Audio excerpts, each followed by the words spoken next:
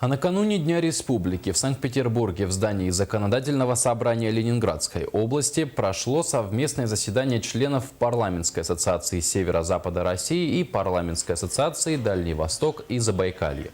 Участие в заседании принял председатель Государственного собрания ЛТМН Республики Александр Жирков. На мероприятии рассмотрели актуальные для северных территорий вопросы: внесение изменений в земельный и лесной кодекс, о социальной защите инвалидов в Российской Федерации, об использовании земель сельскохозяйственного назначения, находящихся в государственной и муниципальной собственности. Выступая, Александр Жирков внес ряд предложений по организационным вопросам продвижения законодательных инициатив субъектов России и по механизму реализации предложений ассоциации.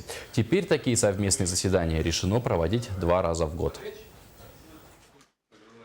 Совместная работа Дальневосточной ассоциации, Северо-Западной ассоциации, безусловно, поможет нам расширить потенциал наших возможностей, расширить круг выдвигаемых на Совет Федерации, Федеральное собрание, Государственную Думу вопросов. И я думаю, что значительно увеличится и число тех, кто поддерживает